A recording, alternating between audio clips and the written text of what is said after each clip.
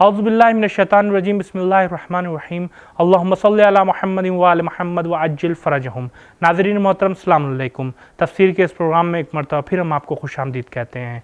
नाज़रीन, हम उम्मीद करते हैं कि तफ़सीर की ये सीरीज़ आपके लिए काफ़ी फ़ायदेमंद साबित हो रही हो। अगर आपको इस प्रोग्राम से रिलेटेड कोई सवाल पूछना हो, कोई मुश्किल हो, तो आप कमेंट बॉक्स में पूछ सकते हैं। और इसी तफ़सीर से मुताल्लिक़ हर संडे को क्विज़ होती है, उसमें आप ज़रूर शिरकत करें और अपने दोस्तों को भी दावत दें कि वो इस प्रोग्राम में शिरकत करें, ताकि हम अपने समाज को एक कुरानी समाज बना सकें। इंशाअल्लाह चलते हैं आज के इस एपिसोड की पहली आयत की तफसीर को जानने के लिए। पहले उसकी तिलावत और तर्जुमे को सुनते हैं। किताबुन अंज़लनाहु इलैका मुबारकुन लियद्दब्बरू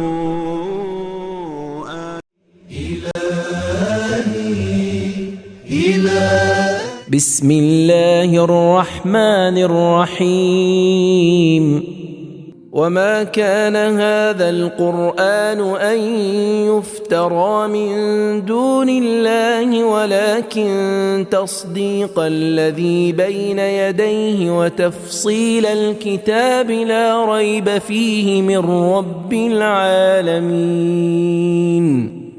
और ऐसा नहीं है कि इस कुरान को अल्लाह के सिवा किसी और तरफ से गढ़ लिया हो, बल्कि ये तो उससे पहले जो किताब आ चुकी है उसकी तस्दीक है और तमाम आसमानी किताबों की तफसील है, और इसमें कोई शुबहा नहीं है कि ये रब्बुल आलमीन की तरफ से है। तर्जुमे के बाद अब आइए इस आयत के पैगामात को जानने की कोशिश करते हैं।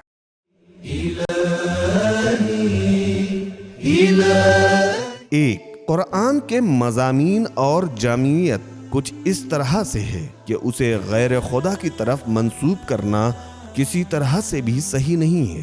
दो, आसमानी किताबें एक दूसरे की तायीद करती हैं, उनमें फर्क इजमाल और तफसील का है। तीन, कुरान रुश्द व तरबियत का जरिया है। तो दोस्तों, ये थी आयत नंबर 37 की तफसीर। अगली आयत की तफसीर को जानने के लिए आइए चलते हैं पहले उसकी तिलावत और तर्जुमे को सुनते हैं। अम यक़ूलून इफ्तराहु कुल फ़अतू बिसूरतिन मिस्लिही वदऊ मन इस्तताअतुम मिन दूनिल्लाहि इन कुंतुम सादिक़ीन। बल्कि ये कहते हैं कि उसने यानी मोहम्मद ने उसे अपनी तरफ से तराशा यानी बना लिया है और खुदा की तरफ मंसूब कर दिया है। आप कह दें कि अगर तुम लोग अपने दावे में सच्चे हो तो इस जैसी एक सूरत बना लाओ और खुदा के अलावा तुम जिसको भी बुला सकते हो बुला लो। तो दोस्तों, आपने तिलावत और तर्जुमे को समाअत फरमाया। अब आइए इस आयत के अहम नुकात पर गुफ्तगू करते हैं।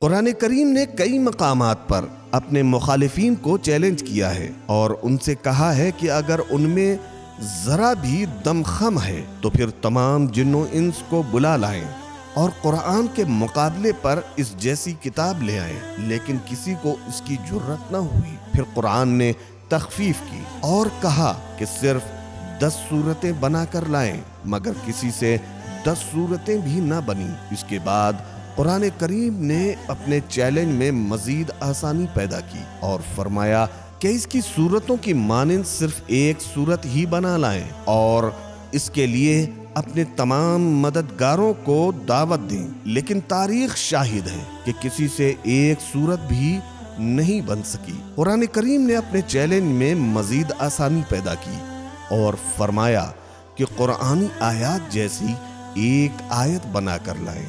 सूरह हूद आयत नंबर 13। तारीख के औराक शाहिद हैं कि करोड़ों इंसानों ने कुरान की मुखालिफत की और इस्लाम को शिकस्त देने के लिए लड़ाइयाँ लड़ी, लेकिन आज तक किसी की तरफ से भी कुरान के इस चैलेंज का जवाब सुनाई नहीं दिया और क़यामत तक कोई भी इसका जवाब नहीं दे सकेगा। कुरानी इम्तियाज़ात।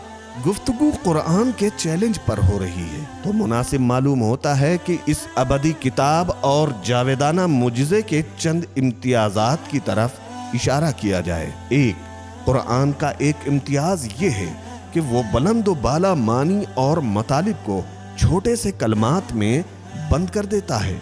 मसलन قرآن کریم نے عورت و مرد کے رشتے کو ان الفاظ سے بیان کیا ہے۔ سورہ بقرہ آیت نمبر 187، بیویاں تمہارا لباس ہیں اور تم ان کا لباس ہو۔ قرآن کریم نے غیر الہی قوتوں کی کمزوری کی مثال مکڑی کے گھر سے دی ہے۔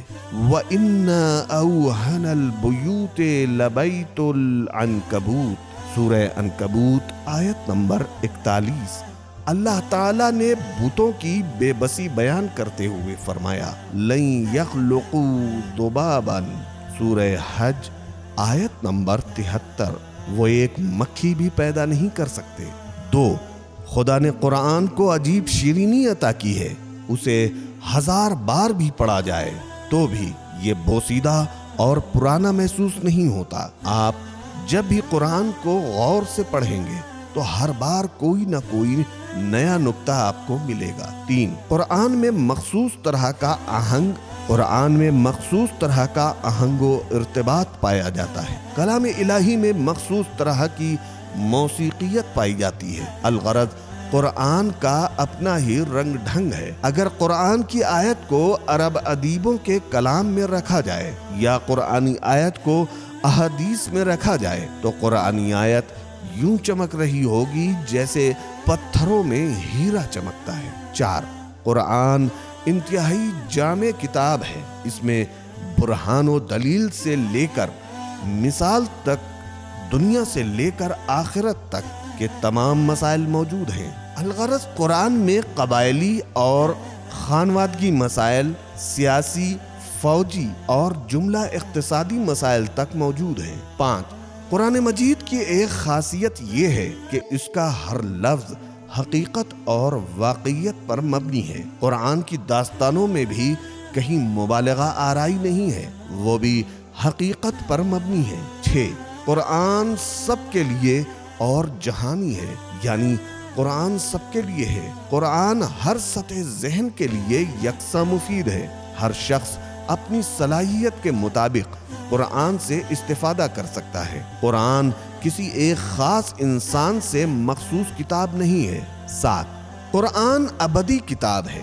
زمانہ جتنا بھی ترقی کر رہا ہے اسی کے مطابق قرآن کے حقائق و اسرار ظاہر ہو رہے ہیں۔ 8، ہدایت میں اضافہ کرتا ہے۔ اگرچہ ہر دور میں قرآن کے دشمن موجود رہے ہیں، اس کے باوجود قرآن نے جس قدر رہنمائی فراہم کی ہے اتنی کسی اور کتاب کی بدولت فراہم نہیں ہوئی ہے۔ 9، قرآن خدائی معجزہ ہے۔ یہ ایک ایسا معجزہ ہے جو ہر کسی کے ہاتھ میں موجود ہے، یہ بھی عربی زبان میں ہی ہے، مگر آج تک دنیا کے قادر الکلام مل کر اس کا مقابل پیش نہیں کر سکے۔ 10، قرآن جہاں معجزہ ہے وہاں دستور و قانون کی کتاب بھی ہے۔ 11، حامل قرآن پیغمبر کا کلام یہ ہے کہ اس نے کسی سے تعلیم حاصل نہیں کی تھی اور ان کی زندگی ایسے علاقے میں بسر ہوئی تھی جو علم و تعلیم سے کوسوں دور تھا۔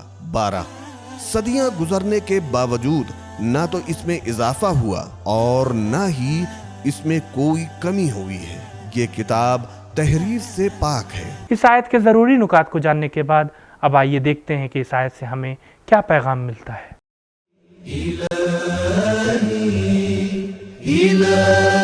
1، قرآن کریم نے اپنے معجزے کے اس بات کے لیے انتہائی سادہ طریقہ اختیار کیا اور لوگوں کو دعوت دی کہ وہ اس کے مقابلے میں ایک صورت بنا کر لائیں۔